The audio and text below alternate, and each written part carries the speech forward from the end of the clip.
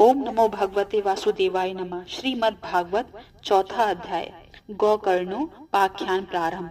श्री सूत जी कहते हैं, मुनिवर, उस समय अपने भक्तों के चित्त में अलौकिक भक्ति का प्रादुर्भाव हुआ। देख भक्त वत्सल श्री भगवान अपना धाम छोड़कर वहां पधारे। उनके गले में बनमाला शोभा पा रही थी। श्री अंग सजल जलधर के समान श्याम वर्ण था। उस पर मनोहर पीतांबर सुशोभित था। कटी प्रदेश करधनी की लड़ियों से सुसज्जित था। सिर पर मुकुट की लटक और कानों में कुंडलों की झलक देखते ही बनती थी। वे त्रिभंग ललित भाव से खड़े हुए चित्त को चुराए लेते थे। वक्ष स्थल पे कौस्तुभ मणि दमक रही थी। सारा श्रीअंग हरि चंदन से चर्चित था। उस रूप की शोभा का क्या कहें, उससे तो मानो करोड़ों कामदेवों की रूप माधुरी छीन ली थी।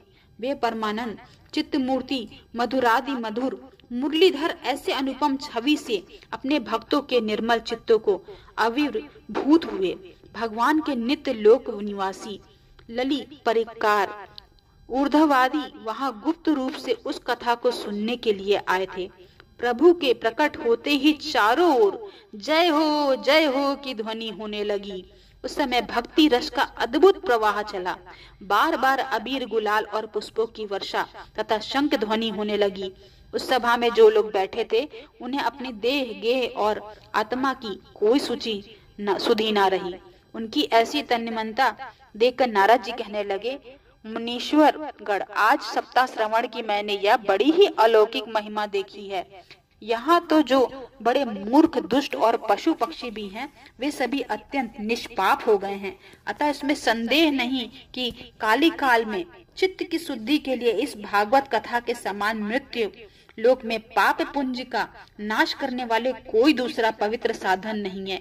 मुनिवर, आप लोग बड़े कृपालु हैं। आपने संसार के कल्याण का विचार करके यह बिल्कुल निराला ही मार्ग निकाला है। आप कृपया यह तो बताइए कि इस कथा रूप सप्ताह यज्ञ के द्वारा संसार में कौन कौन लोग पवित्र हो जाते हैं। सनकादि जी ने कहा, जो लोग सदा तरह तरह के पाप किया करते हैं, निरंतर दुराचार में ही तत्पर रहते हैं और उल्टे मार्गों से चलते हैं, तथा जो क्रोधाग्नि में जलते रहने वाले कुटिल और काम परायण हैं, वे सभी इस कलयुग में सप्ताह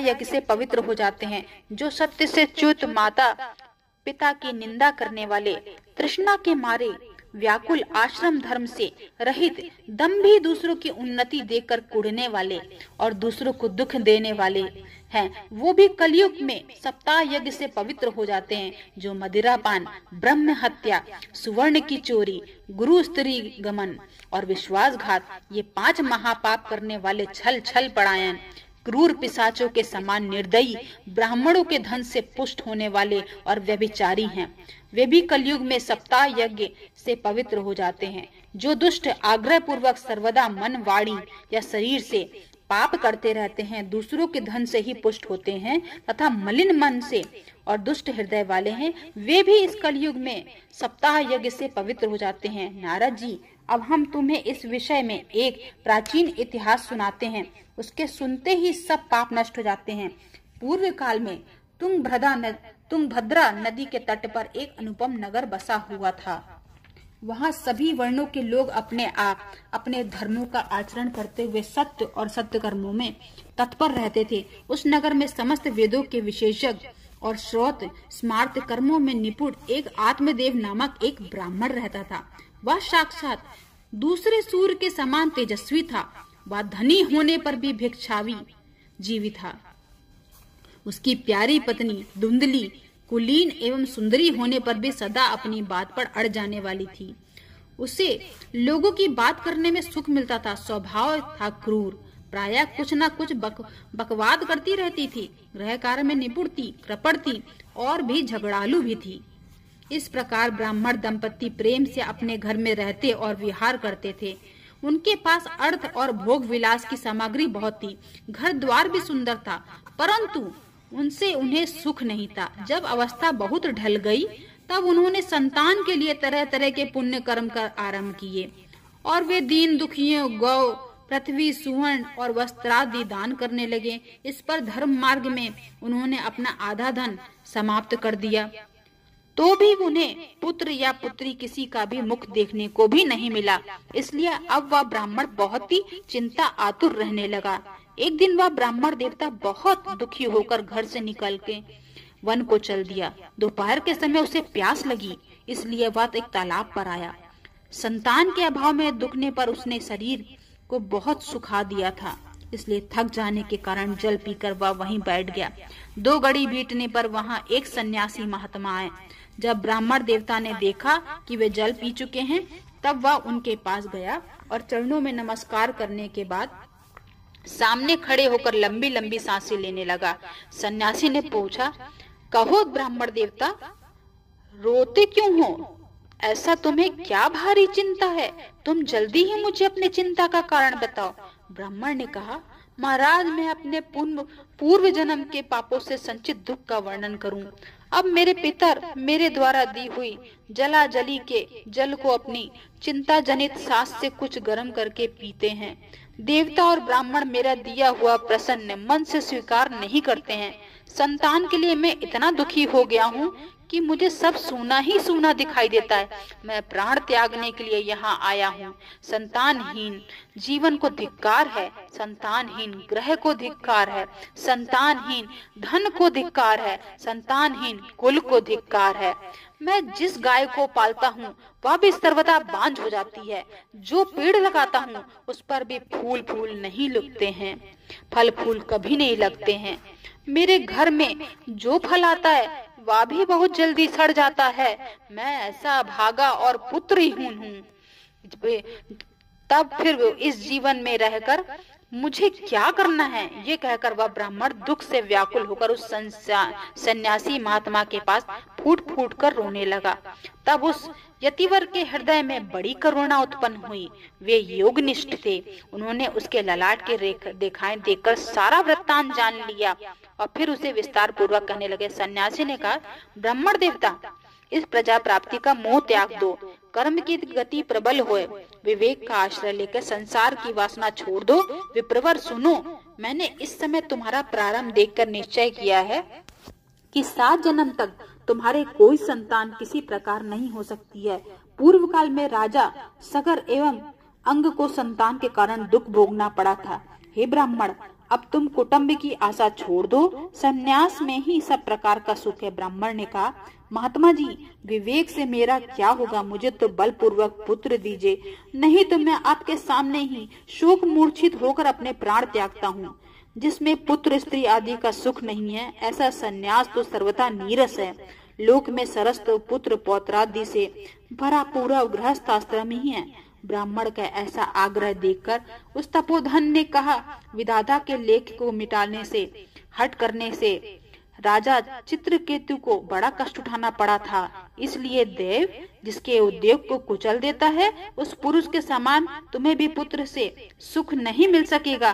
तुमने तो बड़ा हट पकड़ रखा है और अर्थी के रूप में तुम मेरे सामने उपस्थित हो। ऐसी दशा में मैं तुमसे क्या कहूँ? तब महात्मा जी ने देखा कि यह किसी प्रकार अपना आग्रह नहीं छोड़ता। तब उन्होंने उससे एक फल देकर कहा, इसे तुम अपनी पत्नी को खिला देना, इससे उसके एक पुत्र होगा। तुम्हारी स्त्री को 1 साल तक सत्य, शौच, दया, दान और एक ही समय में एक अन्न खाने का नियम कर रखना चाहिए। यदि वह ऐसा करेगी तो वो बालक बहुत शुद्ध स्वभाव वाला होगा। यूं कहकर वो योगी राज चले गए और ब्राह्मण अपने घर लौट आया। वहां आकर उसने वह फल अपनी स्त्री के हाथ में दे दिया और स्वयं कहीं चला गया। उसकी स्त्री तो कुटिल स्वभाव की पहले से ही थी। वह रो रो कर अपनी एक सखी से कहने लगी, मुझे तो बड़ी चिंता हो गई है। मैं यह फल नहीं खाऊंगी। फल खाने से गर्भ रह जाएगा और गर्भ से पेट बढ़ जाएगा, फिर कुछ खाया पिया नहीं जाएगा। इससे मेरी शक्ति क्षीण हो जाएगी। तब बता, घर का धंधा कैसे होगा? और देववश घर का यदि कहीं गांव में डाकुओं का आक्रमण हो गया तो गर्भवती स्त्री कैसे भागेगी? यदि सुखदेव जी को बाहर तरह यह गर्भ भी पेट में रह गया तो इसे बाहर कैसे निकाला जाएगा? और कहीं प्रसव काल के समय वह टेढ़ा हो गया तो फिर प्राणों से ही हाथ धोना पड़ेगा। यूं भी प्रसव के समय बड़ी भयंकर पीड़ा होती है। मैं सुकुमारी भला यह सब कैसे सह सकूंगी। मैं जब दुर्बल पड़ जाऊंगी तब नंद रानी आकर घर में सब मता समेट कर ले जाएंगी और मुझसे तो सत्य शौचादि नियमों का पालन होना भी कठिन सा जान पड़ता है। जो स्त्री बच्चा जनती है उससे उस बच्चे के लालन पालन का बड़ा कष्ट होता है। मेरे विचार से तो बंधवा या विधवा स्त्रियां ही सुखी हैं। मन में ऐसे तरह तरह के कुर्तक उठने से उसने यह फल नहीं खाया। जब उसके पति ने पूछा फल खा लिया, तब उसने यह कह दिया, हाँ खा लिया। एक दिन उसकी बहन अपने आप ही उसके घर आई। तब उसने अपनी बहन को सारा वृत्तांत सुनाकर कहा कि मेरे मन में इसकी बड़ी चिंता है। मैं इस दुख के कारण दिनों दिन दुबली हो रही हूँ। बहन, मैं क्या करूँ? बहन ने कहा, मेरे पेट में बच्चा है, प्रसव होने तक यह बालक मैं तुझे दे दूंगी। तब तक तू गर्भवती के समान घर में गुप्त रूप से सुख से रह। तू मेरे पति को कुछ धन दे देगी तो वह तुझे अपना बालक दे देगा। हम ऐसी युक्ति करेंगे जिससे सब लोग यही कहेंगे कि इसका बालक 6 महीने का होकर मर गया और मैं नित्य प्रति तेरे घर में आकर उस बालक का पालन पोषण करती रहूंगी। तू इस समय उसकी जांच न करने के लिए यह फल गौ को खिला दे। ब्राह्मणी ने स्त्री स्वभाववश जो जो उसकी बहन ने कहा था वैसे ही सब किया। इसके पश्चात समय अनुसार जब उस स्त्री के पुत्र हुआ तब उसके पिता ने चुपचाप लाकर उसे धुंधली को दे दिया और उसे आत्मदेव को सूचना दी कि मेरे सुख पूर्वक बालक हो गया है। इस प्रकार आत्मदेव के पुत्र हुआ सुनकर सब लोगों को बड़ा आनंद हुआ। ब्राह्मण ने उसका जात कर्म संस्कार करके ब्राह्मणों को दान दिया और उसके द्वार पर गाना बजाना तथा अनेक प्रकार के मांगलिक कृत्य होने लगे। धुंधली ने अपने पति से कहा, मेरे स्तनों में तो दूध ही नहीं है, फिर गौ आदि किसी अन्य जीव से दूध से मैं इस बालक का किस प्रकार पालन पोषण करूंगा। मेरी बहन के अभी बालक हुआ है, वह मर गया है, उसे बुलाकर अपने यहाँ रख लेंगे तो वह आपके इस बच्चे का पालन पोषण कर देगी। तब पुत्र की रक्षा के लिए आत्मदेव ने वैसा ही किया और माता धुंधली ने उस बालक का नाम धुंधकारी रखा। इसके बाद 3 महीने बीतने पर उस गौ के भी एक मनुष्याकार बच्चा हुआ। वह सर्वांग सुंदर, दिव्य, निर्मल और सवर्ण की कांति वाला था। उसे देखकर ब्रह्मण देवता ने बड़ा आनंद हुआ और स्वयं ही उसके सब संस्कार किए। इस समाचार से और सब लोगों के भी बड़ा आश्चर्य हुआ कि वे बालक को देखने के लिए आए तथा आपस में कहने लगे, देखो भाई, अब आत्मदेव का कैसा भाग्य उदय हुआ है। कैसे आश्चर्य की बात है कि गौ के भी ऐसे दिव्य रूप बालक उत्पन्न हुआ है। देवलोक से इस गुप्त रहस्य का किसी को भी पता न लगेगा। आत्मदेव ने उस बालक के गौ के कान देखकर उसका नाम गौकर्ण रखा। कुछ काल बीतने पर दोनों बालक जवान हो गए। उनमें गौकर्ण तो बड़ा पंडित और ज्ञानी हुआ, किंतु धुंधकारी बहुत ही दुष्ट निकला। स्नान, शौचादि, ब्राह्मणोचित आचारों का उसका कोई भी नाम ना था और ना खान पान का कोई परहेज था। क्रोध उसमें बढ़ा चढ़ा हुआ था। वह बुरी बुरी वस्तुओं का संग्रह किया करता था। मुर्दे के हाथ से छुआ हुआ अन्न भी खा लेता था। दूसरे की चोरी करना और सब लोगों से द्वेष करना उसका स्वभाव बन गया था। छिपे छिपे वह दूसरों के घर में आग लगा देता था। दूसरों के बालकों का खिलाने के लिए गोद में ले लेता था और उन्हें चट से कुएं में डाल देता था। हिंसा का उसे व्यसन सा हो गया था। हर समय वह शस्त्र अस्त्र धारण किए रहता था। बेचारे अंधे और दीन दुखियों का व्यर्थ ही तंग किया करता था। चांडालों से उसका विशेष प्रेम था। बस हाथ में फंदा लिए कुत्तों की टोली के साथ शिकार की टो में घूमता रहता था। वैश्याओं के जाल में फंसकर उसने अपने पिता की सारी संपत्ति भी नष्ट कर दी थी। एक दिन माता पिता को मार पीट कर घर के सब बर्तन भाड़े में उठा ले गया। इस प्रकार जब सारी संपत्ति स्वाहा हो गई तब उसका कृपण पिता फूट फूट कर रोने लगा और बोला, इससे तो इसकी माँ का बांझ ही रहना अच्छा था। कुपुत्र तो बड़ा ही दुखदायी होता है। अब मैं कहाँ रहूं, कहाँ जाऊं? मेरे इस संकट को कौन काटेगा? हाय, मेरे ऊपर तो बड़ी विपत्ति आ पड़ी है। इस दुख के कारण अवश्य मुझे एक दिन मेरे प्राण छोड़ने पड़ेंगे। उसी समय परम ज्ञानी गौकर्ण जी वहां आए और उन्होंने पिता को वैराग्य का उपदेश देते हुए बहुत समझाया। वे बोले, पिताजी, इस संसार आसार है, यह अत्यंत दुख रूप और मोह में डालने वाला है। पुत्र किसका, धन किसका? स्नेहवान पुरुष रात दिन दीपक के समान जलता रहता है। सुख ना तो इंद्र को है और ना चक्रवर्ती राजा को भी। सुख तो केवल विरक्त एकांत जीवी मुनि को। यह मेरा पुत्र है, इस ज्ञान को छोड़ दीजिए। मोह से नरक की प्राप्ति होती है। यह शरीर तो नष्ट होगा ही, इसलिए सब कुछ छोड़कर वन में चले जाइए। गोकर्ण के वचन सुनकर आत्मदेव वन में जाने के लिए तैयार हो गया और उनसे कहने लगा, बेटा वन में रहकर मुझे क्या करना चाहिए, यह मुझसे विस्तार पूर्वक कहो। मैं बड़ा मूर्ख हूँ। अब तक क्रमवश स्नेह पाश में बंधा हुआ अपंग की भांति इस घर रूप अंधेरे कुएं में ही पड़ा रहता था।